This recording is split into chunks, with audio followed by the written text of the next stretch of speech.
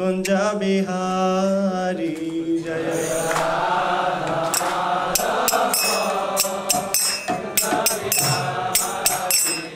जय गोपी जन वल्लभ गिरिवरधारी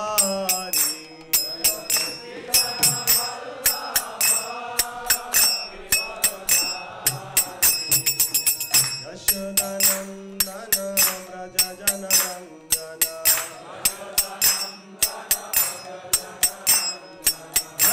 यशोदानंदन व्रज जन रंजन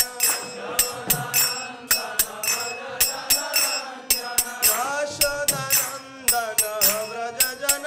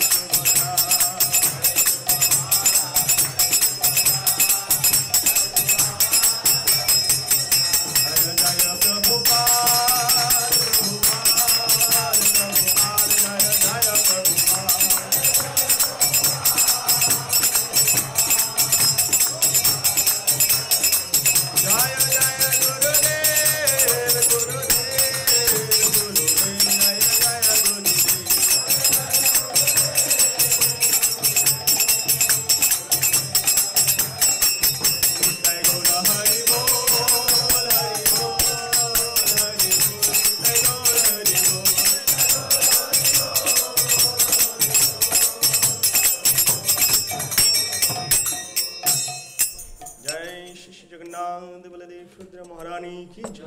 राधा माधव शक्रवृंदा की जय। जगत गुरु शिल प्रभुपाद की जय। परमाराध्य गुरु महाराज की जय। जय गौर प्रेमानंदे हरि ओम अज्ञानतिमिरान्धस्य ज्ञानाञ्जनशलाकया चक्षुरुन्मीलितं येन तस्मै श्रीगुरुवे नमः। श्रीचैतन्यमनोभीष्टं स्थापितं येन भूतले स्वयं रूपा कदा मह्यं ददाति शपथान्तिकं। वन्देऽहं श्रीगुरु श्रीयुतपदकमलं श्रीगुरून् वैष्णवांश्च श्रीरूपं साग्रजातं सहगण रघुनाथान्वितं तं सजीवं साद्वैतं सवधूतं परिजनसहितं कृष्णचैतन्यदेवं श्रीराधाकृष्णपादान् सहगण ललिता श्रीविशाखान्वितं च। हे कृष्ण करुणा सिन्धु दीनबन्धु जगत्पथे गोपेश गोपिकान्त राधाकान्त नमस्तुते। तप्त कांचन गौरांगी राधे वृंदावनेश्वरी वृषभानुसुते देवी प्रणमामि हरिप्रिये। नीलाचल निवासाय नित्याय परमात्मने बलभद्र सुभद्रा जगन्नाथाय ते नमो नमः। वंशाकल्पतरुभ्यश्च कृपा सिन्धुभ्यैव च पतितानां पावनेभ्यो वैष्णवेभ्यो नमो नमः। नमोऽयं विष्णुपादाय कृष्णपृष्ठाय भूतले श्रीमते भक्तिवेदान्त स्वामिनिति नामिने। नमस्ते सरस्वती देवे गौरवाणी प्रचारिणे निर्विशेष शून्यवादी पश्चात्देशतारिणे। जय श्री कृष्ण चैतन्य प्रभु नित्यानंद श्री अद्वैत गदाधर शिवासादि गौर भक्तवृंद। हरे कृष्ण कृष्ण कृष्ण हरे हरे हरे राम राम राम हरे हरे। ओम नमो भगवते वासुदेवाय। ओम नमो भगवते वासुदेवाय। ओम नमो भगवते वासुदेवाय। नारायणं नमस्कृतं नरं चैव नरोत्तमं देवीं सरस्वतीं व्यासं ततो जयमुदीरये।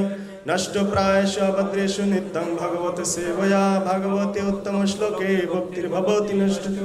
मुखं करोति वाचालं पङ्गुलङ्घायते गिरिं यत्कृपातमहं वन्दे श्रीगुरुदीनतारिणं श्रीचैतन्येश्वरं परमानन्दमाधवम्। विष्णुपदाय कृष्ण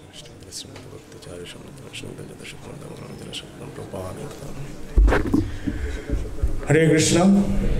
प्रथमे खूब उत्साहित ছিলাম, কিন্তু এত ভক্ত মন্দিরে দেখে এখনো শরীরটা কাঁপছে। তা আপনারা যদি কৃপা করেন তাহলে আমার ভয়টা কমবে।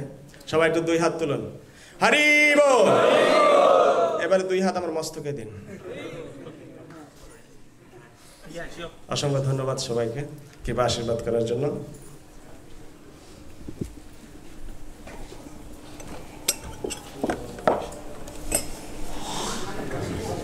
এই একাদশী মাহাত্ম্যে ভূমিকাতে বর্ণনা করা আছে, কেউ যদি এই একাদশীর দিনে ভাগবত কথা শ্রবণ করেন তাহলে সে পৃথিবী দানের ফল লাভ করতে পারে। পৃথিবী দানের ফল কে লাভ করেছিলেন কার জানা আছে? বামনদেব। এই বামনদেব তো গ্রহণ করেছিলেন, দান করেছিলেন কে? বলি মহারাজ। বলি মহারাজ সমগ্র পৃথিবীর রাজত্ব করতেন তিনি। দেবতাদের থেকেও স্বর্গরাজ্য দখল করে নিয়েছেন। স্বর্গ দখল করা মানে মর্তলোক তার, কারণ দেবতারা উপর থেকে মর্তলোকটাকে পরিচালনা করছেন। যে স্বর্গরাজ্য দখল করেছে মানে মর্তলোক তার হয়ে গেছে, আর পাতালপুরীও তার। সমগ্র পৃথিবীর মালিক ছিল বলি মহারাজ, আর ভগবানকে সেই পৃথিবীটা সমস্ত দান করে দিয়েছেন। তার ফলে পরবর্তী এই যে ইন্দ্র এখন বর্তমান রয়েছে, সেই ইন্দ্রের রাজত্ব শেষ হলে বলি মহারাজ সেই ইন্দ্রের আসনে গিয়ে উপবেশন করবেন। সেই পৃথিবী দানের ফলস্বরূপ হচ্ছে এটা। কেউ যদি এই একাদশীর দিনে ভাগবত কথা শ্রবণ করেন সেই পৃথিবী দানের ফল লাভ করতে পারে। আমরা পরম সৌভাগ্য, আজকে একাদশীর দিন রবিবার পড়েছে। ভক্ত সঙ্গ সাধু সঙ্গ সর্বশাস্ত্রী কয়, লভ মাত্র সাধু সঙ্গ সর্বসিদ্ধি। যা সাধু সঙ্গ কি যা। আমরা কিছুক্ষণের জন্য পুরী ধাম থেকে ঘুরে আসি। কারা কারা যেতে চান? অনেকের হাত উঠেনি। হরি বল।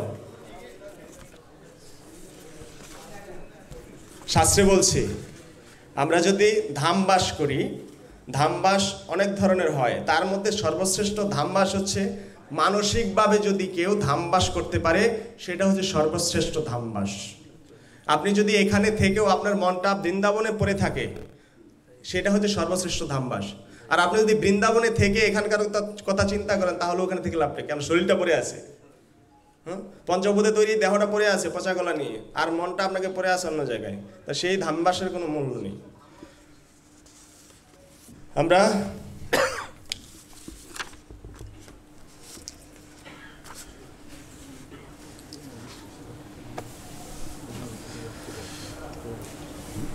সত্য, ত্রেতা, দাপর, কলি, এই চারটা যুগে চারটা ধামের কথা বর্ণনা করা হয়েছে। সত্য যুগ হচ্ছে বদ্রীনাথ, ত্রেতা যুগে রামেশ্বরম, দাপরে দ্বারকা, আর কলিযুগে হচ্ছে জগন্নাথপুরী। এই জগন্নাথপুরী হচ্ছে সমস্ত তীর্থ ভ্রমণ করার পূর্ণ হয় হচ্ছে জগন্নাথপুরীতে, এই জন্য তার নাম হচ্ছে জগন্নাথপুরী। আর বৃন্দাবন হচ্ছে সমস্ত ধামের ঊর্ধ্বে, সেটা কোনো ধামের অন্তর্গত নয়, সেটা ধামের ঊর্ধ্বে বৃন্দাবন। আপনি 4 ধাম পরিক্রমা করলে যেই ফল লাভ করতে পারবেন, শুধু এক রাত্র যদি বৃন্দাবনে আপনার সময় অতিবাহিত করেন সেই ফল লাভ করতে পারবেন, শুধু এক রাত্র বৃন্দাবন থাকার ফলে। তো বৃন্দাবন যাওয়া এত সহজ নয়, যতদিন রাধারানী আপনাকে কৃপা না করবেন ততক্ষণ বৃন্দাবনে আপনাকে যাওয়া সম্ভব হবে না কোনোভাবেই। যতই চেষ্টা করবেন কোনোভাবে মিস হয়ে যাবে। যদি রাধারানী কৃপা করবে আপনি অটোমেটিক না চাইলেও যেতে বাধ্য হতে হবে। যাই হোক, একদিন নন্দ মহারাজ চিন্তা করলেন যে তীর্থরাজ প্রয়াগে যাও, সমস্ত তীর্থ রাজাকে প্রয়াগ, সেখানে 3 নদীর সঙ্গমস্থল, গঙ্গা, যমুনা, সরস্বতী, মহাকুম্ভ হয়েছিল যে স্থানে সেই স্থান, তো তাকে তীর্থের রাজা বলা হয়। তো একদিন নন্দ মহারাজ চিন্তা করবেন যে তীর্থের স্থানে যাবেন প্রয়াগে। তো নন্দ মহারাজ পুত্রের নাম কি? কৃষ্ণ। কৃষ্ণ চিন্তা করছেন মনে মনে, অন্তর্যামী বাবা কি মনে মনে প্ল্যান করেছেন সেটা কৃষ্ণ মনে মনে ধরে ফেলেছেন। বাবা, সারা পৃথিবীর মানুষ সমস্ত তীর্থধাম আসে এই বৃন্দাবনে, আর আমার পিতা হয়ে তুমি যাচ্ছ বাহিরের তীর্থ ভ্রমণ করতে? দাঁড়াও, তীর্থরাজ প্রয়াগকে আমন্ত্রণ করেছে, আপনি একটু চরণদুলি দিয়ে যান বৃন্দাবনে এসে। নন্দ মহারাজ দরজা খুলেছে সকালবেলা ঘুম থেকে উঠে দেখে যে একটা ঘোড়া, কালো একটা ঘোড়া, সে এদিক ওদিক ঘোরাফেরা করছে। ঘুরতে ঘুরতে তার কালো শরীর সম্পূর্ণ সাদা হয়ে গেছে। নন্দ মহারাজ তো বড় বড় চোখ করে তাকিয়ে বলছে, বা এটা কি হলো? এ তো কালো ঘোড়া ছিল, এ তো সাদা হয়ে গেল, এ তো সাধারণ কেউ না।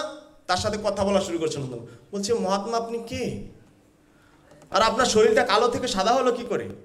বলছে আমি হচ্ছে তীর্থরাজ প্রয়াগ। তীর্থরাজ প্রয়াগ, সারা পৃথিবীর মানুষ আমার মধ্যে স্নান করে তার পাপগুলো আমাকে দিয়ে যায়, আর সেই কারণে আমার শরীরটা কালো হয়ে যায়। প্রতি বছরে বছরে একটা দিন আমি বেছে এই বৃন্দাবনে এসে আমার সমস্ত পাপ এখানে দিয়ে আমি মুক্ত হই। বলছে বাপরে বাপ, আমি গত রাত্রে চিন্তা করেছি আমি তীর্থরাজ প্রয়াগ গেছে, বা তীর্থরাজ প্রয়াগ গেছে এখানে পাপ দেওয়ার জন্য, হ্যাঁ, তার যাওয়া ক্যান্সেল হয়ে গেছে। সেই হচ্ছে বৃন্দাবন ধাম। তো বৃন্দাবন ধাম আমাদের তীর্থধামের ঊর্ধ্বে। এবার এই প্রয়াগকে যখন রাজা ঘোষিত করেছে তখন এই প্রয়াগরাজ সমস্ত তীর্থকে আহ্বান করেছে, সবার জন্য একটা মিটিংয়ের আয়োজন করেছে, সবাই একত্রিত হন। যখন একত্রিত হয়েছে দেখে যে বৃন্দাবন ধাম নেই। কত বড় সাহস, আমার আজ্ঞার অবহেলা করছে বৃন্দাবন, যাও আমি ওকে এই ম্যাপ থেকে সরিয়ে দিলাম। আর ভগবান বলছে তুই কত বড় সাহস, এই বৃন্দাবন কোনো ধামের অন্তর্গত না, সেটা আমার ঘর, আমাকে তুমি নিজের থেকে মুছে দিবি তারা। তখন বলছে তুই যদি বৃন্দাবনে প্রবেশ করতে হয় শুয়োর হয়ে তোকে প্রবেশ করতে হবে। এই বৃন্দাবন যত শুয়োর দেখেন না, সব হচ্ছে প্রয়াগরাজের কি বলে তার, হ্যাঁ, স্বরূপ ধরতে পারেন, তার মানে পাপকর্মের ফল স্বরূপ এই হচ্ছে এই শুয়োরগুলো তীর্থরাজের। যাই হোক, বৃন্দাবন আমরা পরে যাব অন্য সময়, আজকে পুরী ধামে আছি। তো পুরী ধাম থেকে পুরী ধামের একটা সুন্দর কাহিনী আগে বলি। শালবেগ নামে একজন মুসলিম ভক্ত ছিলেন জগন্নাথের। তো তার শরীরে প্রচণ্ড ঘাত প্রতিঘাত ছিল, যুদ্ধ করার সময় তার শরীরে অনেক চাকুর আঘাত, এদিক ওদিক অনেক ক্ষতবিক্ষত হয়েছে। তো তার মা ছিল হিন্দু, তার বাপ ছিল মুসলিম। তার বাবার নাম হচ্ছে লালবেগ। লালবেগ ছিল মুসলিম, তো আর তার মা ছিল হিন্দু। তো সে যখন অসুস্থ হয়, তার কোনোভাবেই তার রোগ শরীরে সারে না। তখন মাকে বলছে, মা আমার শরীরের রোগ তো সারছে না, কত ডাক্তার দেখেছি, কত কবিরাজ দেখেছি, কত ওষুধ খেয়েছি। বলছে, বাবা তুই জগন্নাথের শরণাপন্ন হ। মা আমি তো মুসলিম, আমি কি করে জগন্নাথের শরণাপন্ন হব? আমাকে তো মন্দিরে প্রবেশই করতে দেবে না। বলছে, তোর যেতে হবে না, তুই এখানে বসে জগন্নাথের নাম কর, জগন্নাথের প্রণাম কর, আর হরে কৃষ্ণ মহামন্ত্র জপ কর, তোর শরীর ভালো হয়ে যাবে। 12 দিন টাইম তোকে দিলাম, তুই 12 দিন এটা কর, তোর শরীর সুস্থ হয়ে যাবে। 11 দিন পার হয়ে গেছে, তার শরীর ভালো হচ্ছে না। বলছে, মা কি তুমি কাকে বলছো আমি সাধন ভজন করার জন্য? 11 দিন হয়ে গেল, আমার শরীরের ব্যথাই যাচ্ছে না এখনো। বলছে, আরো একটা দিন দেখ, আর একদিন বাকি আছে। যে 12 দিনের দিন সকালবেলা ঘুম থেকে উঠেছে, তার সমস্ত শরীর একদম সম্পূর্ণ ভালো হয়ে গেছে। তার শরীরে না আছে কোনো ব্যথা, না আছে কোনো আঘাতের চিহ্ন, একদম পুরোপুরি সে সম্পূর্ণ সুস্থ। এখন জগন্নাথ প্রতি এত বিশ্বাস জন্মেছে তাকে, সে আর ঘরে থাকবে না, সে জগন্নাথ দর্শনে চলে যাবে। কিন্তু জগন্নাথ ওখানে তো গেলে ঢুকতে পারবে না। পুরীতে মুসলিমকে কোনো হিন্দু ধর্ম ব্যতীত অন্য কাউকে ঢুকা নিষিদ্ধ পুরী ধামে।